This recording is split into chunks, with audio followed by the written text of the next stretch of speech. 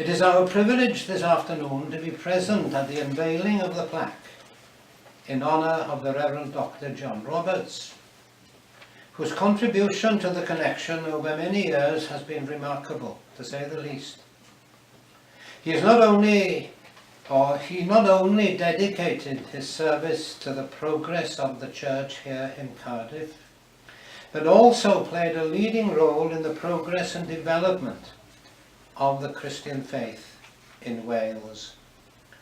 And we regard the unveiling of the plaque in his memory not only as a mark of respect for one of our most eminent ministers, but also as a testimony of his foresight, caring for the welfare of our ministers in his day and age and their families in our connection.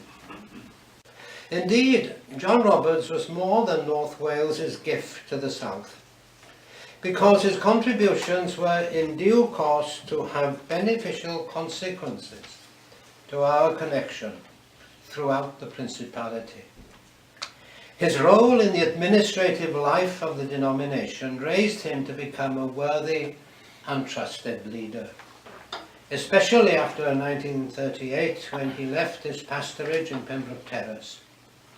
10 years later, when the central funds of the North and South Wales provinces were united, he became secretary of what became known as the Sustentation Fund, responsible for the connections, finances and administration.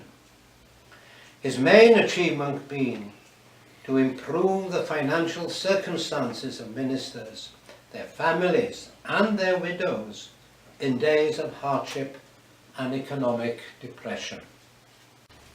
Doubtless, John Roberts was in several ways a minister with socialist aspirations, and can be compared in some respects to the Reverend T. Alban Davies, Congregationalist minister at Tonpentre, who joined a small deputation together with John Roberts to present the case to Ramsay MacDonald in order to attempt to improve industrial conditions in days of economic stress.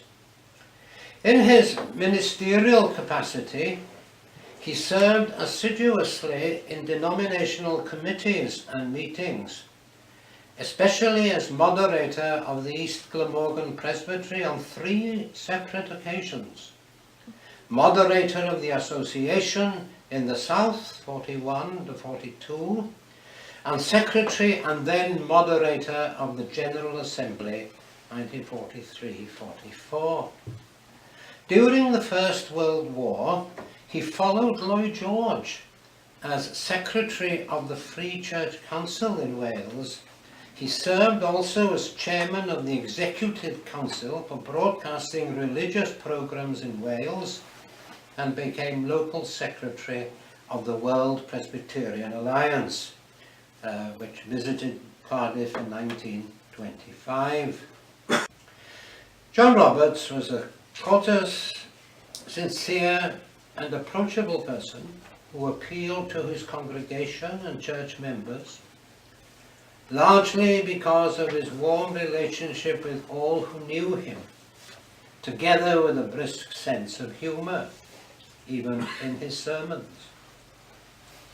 Although he supported the ecumenical movement, his main concern was to maintain the unity of the Calvinist Methodist connection and strengthen its testimony in an age of changing religious and social fortunes. Diolch yn fawr iawn i chi. Thank you very much for that short summary.